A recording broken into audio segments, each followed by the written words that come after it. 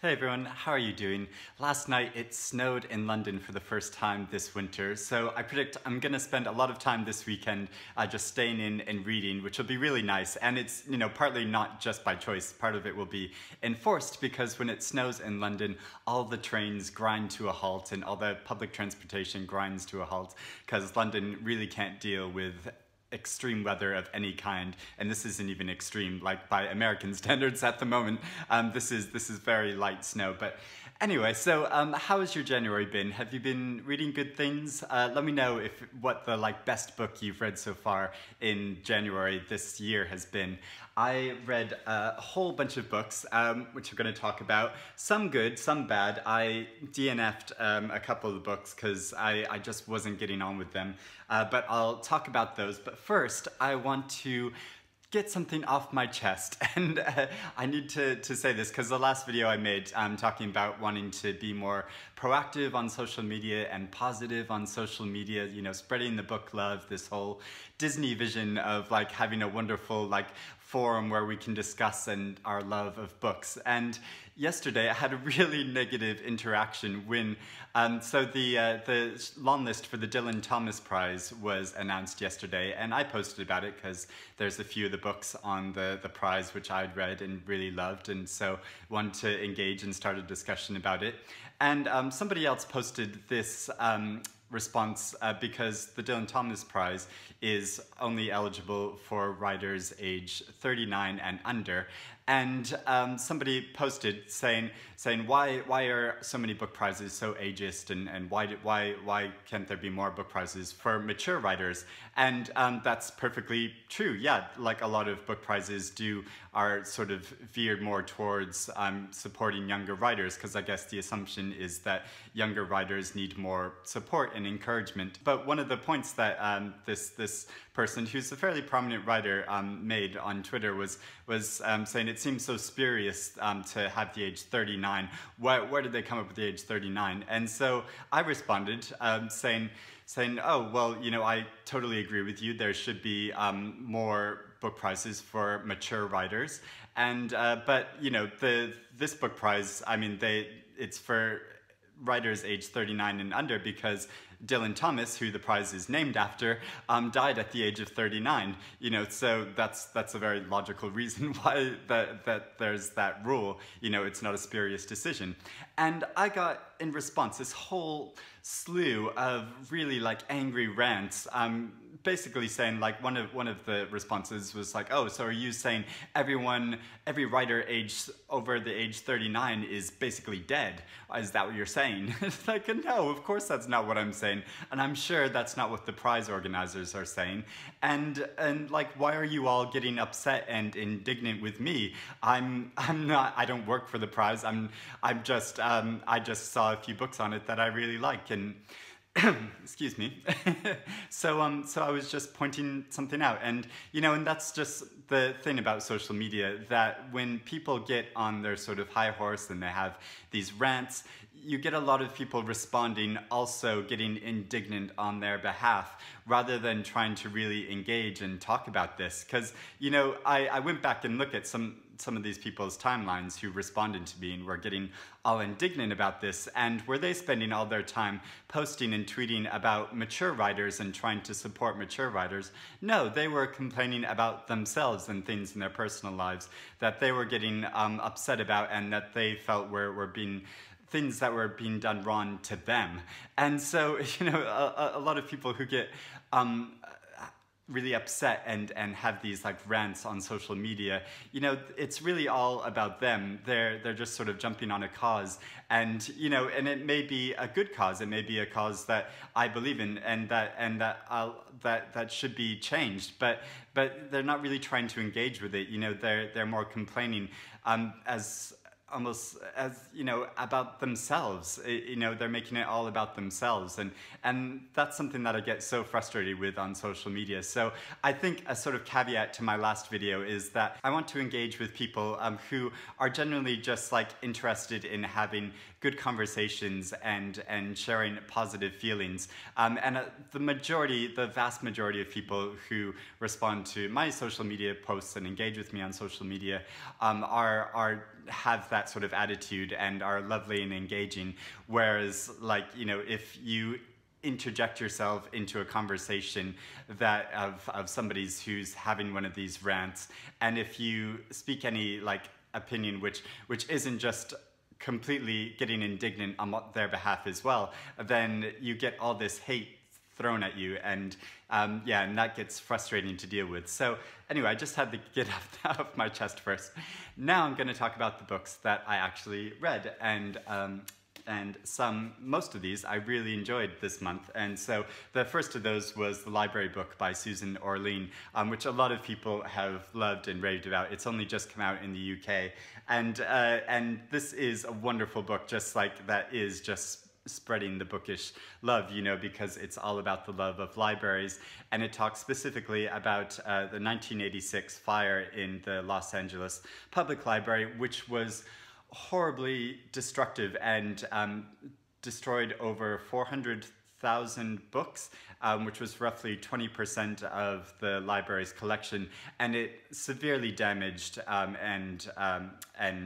a lot of other books in the library, and yeah, caused a lot of chaos and havoc. And but she talks about her personal history with libraries, her love of libraries in general, and talking about libraries around the world, the struggles that libraries face, but also the joy of libraries as this community focal point that people go to. So it's just a wonderful story, but also she's sort of investigating that case. And the man who was strongly suspected of starting the fire in the Los Angeles Public Library, and his whole really interesting case, and his interesting, complicated life. And it's all just really fascinating and wonderful. And like I said in my last video, it's inspired me to want to go to use my public libraries a lot more frequently and go to more public libraries. And so speaking of that, one of the things I did recently was go to the Wellcome Library, which is near King's Cross in London, and just peruse that library, spent a lunchtime perusing that library, which was so wonderful and lovely. And one of the books I read this month was Mohammed Hanif's Our Lady of Alice Bhatti. And this is a novel about a woman who starts to work in a hospital where she wants to be a nurse, but this hospital is very dysfunctional and has a lot of corruption. There's sort of bribery that happens for operations that happen, and people can buy blood, you know, to sort of jump the queue to get in line if they need medical services. And so there's a whole, like, this whole culture of corruption around it, and it's about how this woman who's a Christian woman in this environment, which is largely Muslim, she experiences a lot of prejudice because of her religious beliefs. And so it's about the political struggles that are happening in the country and in this hospital in particular. It's a really moving, but also, like, you know, strangely, some parts are really funny because it's just so absurd, some of the situations in this novel. And I read it because this book was nominated for the Wellcome Book Prize, which is a book prize which is celebrating its 10th anniversary this year. And so, yeah, I really enjoyed reading this book, which was nominated for the prize several years ago. And then another book prize book that I read this month was Pieces of Me by Natalie, Hart. And this novel was shortlisted for the first novel category of the Costa Book Awards. And I more sort of just randomly picked up this book because I'd not read any of the books in the first novel category, as I talked about in my response to the Costa Book Prize lists. So yeah, I just wanted to pick up this book, didn't know anything about it. And it's a really beautiful, moving novel about a woman who it's told in 3 parts. She's living in Iraq and working in Iraq, trying to help process visas for people to go to America, but she doesn't work for the military services, but she lives around the military services, and she sees a lot of the devastation that's caused by the war there. But she also meets an American military man who she falls in love with, and she goes back to America to live with him. But while they're sort of setting up house in America, he's redeployed to Iraq. and so she's trying to make her life in America while he goes to Iraq. And the three parts of the novel are sort of his pre-deployment, while he's in service, and then after he comes back to America. And it just really movingly explores all the complexities of the relationship of people who serve in the military, of how that intrudes severely upon their personal lives and puts a lot of stress upon their relationships and the expectations for their families. And but also it really movingly explores racial prejudice and of Iraqis that move to America and try to make a life there, and then are sort of associated with lots of the troubles in Middle East rather than looking at them as individuals, as obviously they are.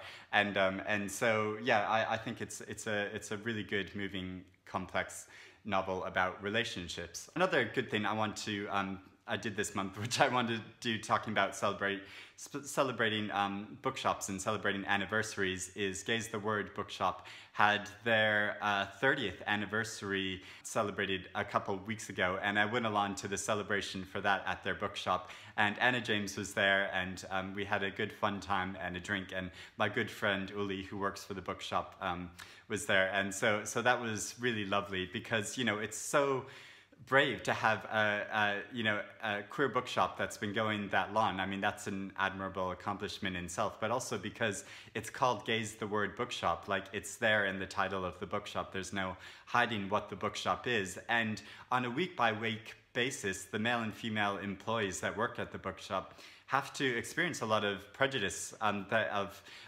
people will still just walk by the bookshop and sort of lean in and shout homophobic insults, or they'll have their front window broken occasionally, and they're sort of there on the front lines wanting to share the love of like queer literature, and also their community focal point, like libraries. They have a lot of community meetings there for different queer and LGBT issues, and so yeah, I think it's so admirable and wonderful that the bookshop is still going, and I love to go shop there when I can, and and support the bookshop, because it's a wonderful place.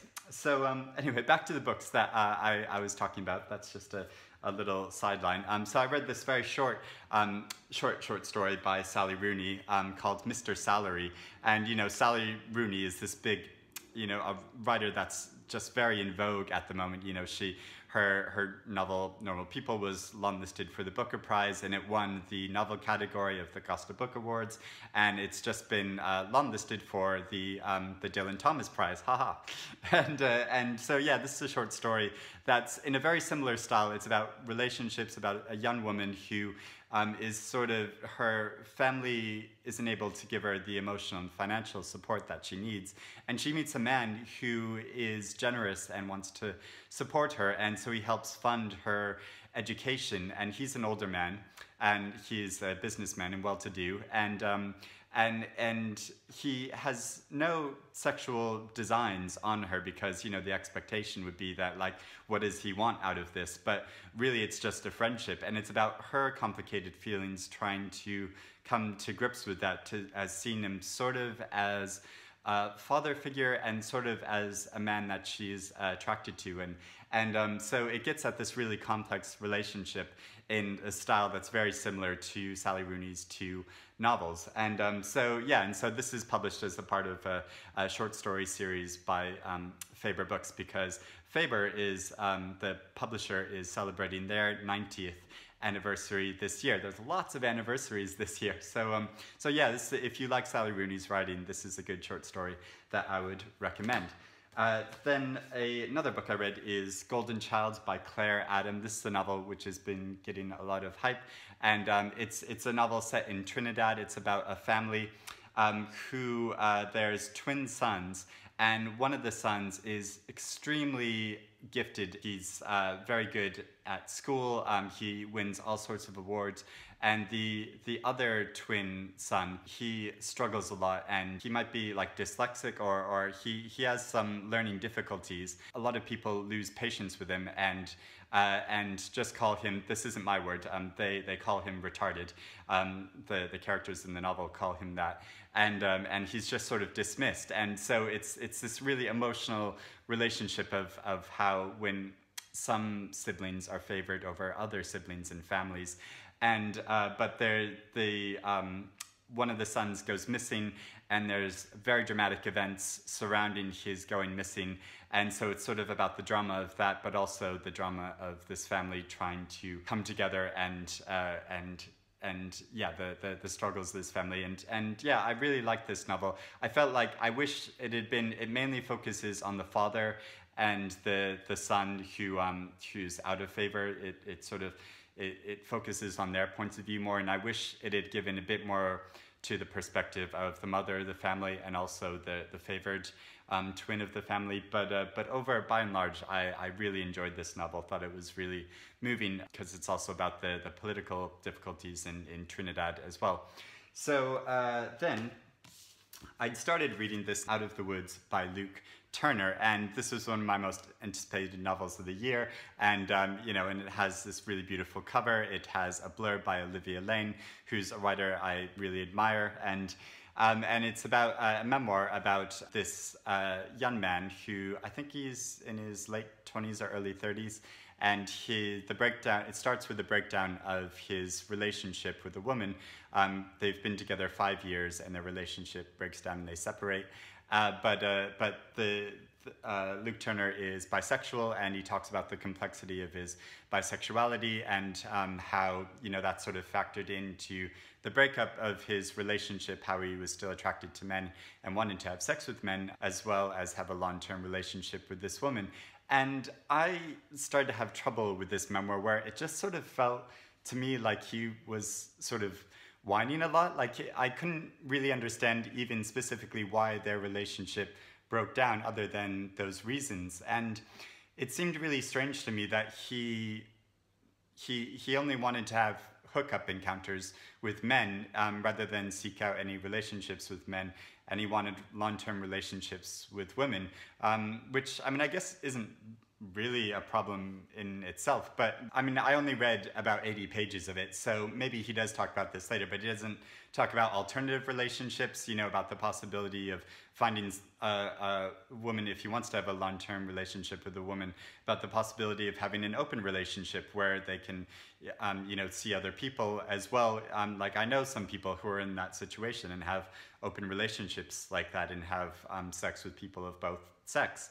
But he doesn't get into that. He more just, it becomes this poetic thing about his relationship with the woods and his relationship with the city. It just sort of seemed to go nowhere. It didn't really, I couldn't really understand he makes some interesting and poignant points in that, but it doesn't really, I don't really understand. He was trying to project his emotional situation on this sort of exploration of the woods and the wilds of nature, and I just didn't really see the connection all that strongly. But one thing I got really annoyed with in this book is when he makes this sort of offhanded comment where he's sort of lonely and he's sort of looking for a hookup, so he's looking at a hookup app to try to find someone to have sex with close by, a man to have sex with close by, and all there is this plumber who's looking to hook up with them, and he makes this sort of offhanded comment saying there's nothing more lonely than looking for sex and just having some plumber out in the middle of nowhere who wants to have sex with you, and that's your only choice. And it's like, well, no, that's like, okay, first off, that's being quite classist, it seems. It's like to say, to sort of dismiss him because he's a plumber. He doesn't talk about his looks at all. He's a writer, he's a music journalist, and and he's not from upper class, he's from a working class background too, and he talks frankly about his struggles with money, and part of the trouble of his breakup with the relationship is that he needs to find somewhere to live, and how difficult it is to rent somewhere in London because it's so expensive. But to make that association is really odd and a bit classist. And then also to, you know, it's like, well, what about this plumber? Like you're sort of dismissing his like his desire and saying and sort of dismissing him right out, and it just seems really like that's not the ultimate example of loneliness. Like one of the ultimate examples of loneliness I've heard is when this friend of mine, this male writer that I know, told me about how he went to a gay sauna once.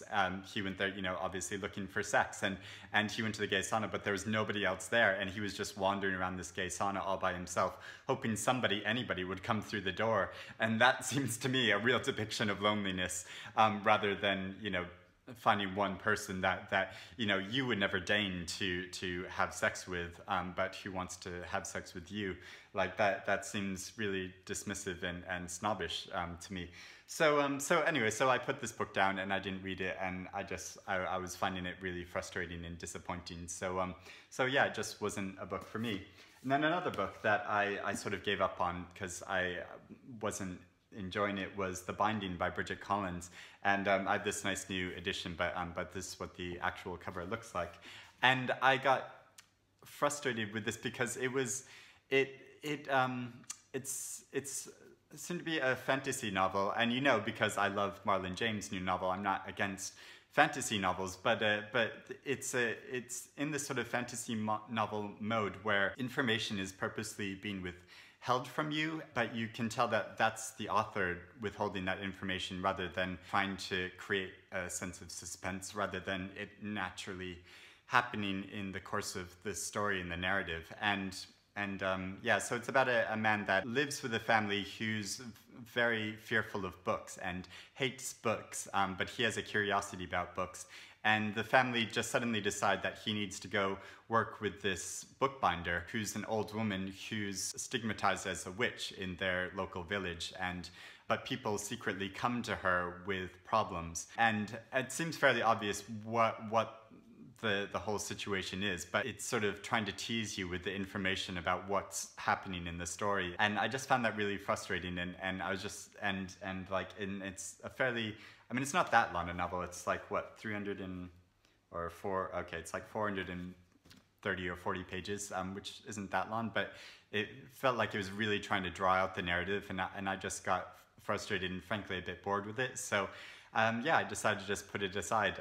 Like I said, I'm trying to get better about DNFing books that I'm not enjoying all that much. So I put that aside, and then I read this great novel by Lissa Evans called Old Baggage, which is a wonderful title for a novel. And it's about actually a prequel to a novel that I read before, of one of Lissa Evans' previous novels that I read before and really enjoyed. And so I was very eager to read this, and so I read this as a buddy read with Sean and Britta.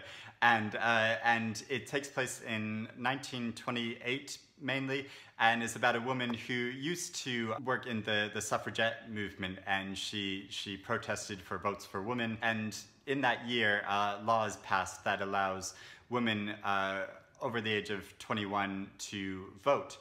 Any woman over the age of 21, just as any man over the age of 21 was allowed to vote. So it was sort of finally achieving the equality that she was working for, but she still has this sort of protester's mentality. And she's one of these people that, you know, if she was on Twitter, she would be getting indignant all the time and be posting these rant tweets and stuff. So it's about her life and her life living with another woman in Hampstead Heath, although they're just friends. Although the friend who she lives with is a latent homosexual and has a desire for her, which is sort of explored in the course of the novel in a really good way. But yeah, this is just a really fun, engaging novel, which also, when you start thinking about it, deals with a lot of serious issues about politics and history, and I just enjoyed the experience of it so much. I thought it was really well done. It shows this rise between these battling ideological ideas of socialism and fascism in Britain at the time, you know, which isn't really talked about so much these days, that there were fascist movements in Britain as well at that time, leading up to the break of World War II. And yeah, and it gives a really interesting perspective on the history of the suffragette movement. And yeah, and it was interesting. I went just recently on my break yesterday, I went to the London Museum. I'm doing a lot of exploring out in London. I went to the Museum of London, and they have a special exhibit on at the moment for Votes for Women and the history of Votes for Women, which was great, and to see, like, particularly I just read this novel, so yeah, that was a really fun thing to go and see. And it was funny, I saw in the gift shop there was these memorabilia and things of imagery that Sean had looked up, and we had looked up when we were reading the novel and looking about the history of Votes for Women. So yeah, that was quite fun. And I also read this great Irish novel called When All Is Said by Anne Griffin. This is a debut novel, and this was so wonderful and moving and emotional. A novel all about an old man who's 84, who goes to a bar and is having a drink for several people who are significant in his life, and he's reflecting on his life. And it's, you know, it's a very Irish novel. It's just sort of this old man who's sort of reflecting on the past in this sort of way, which is, I find, very like endearing, and sort of it's like often his observations are quite funny, but also quite his sort of emotional suppression and things that he has difficulty talking about, which he's finally divulging and talking about.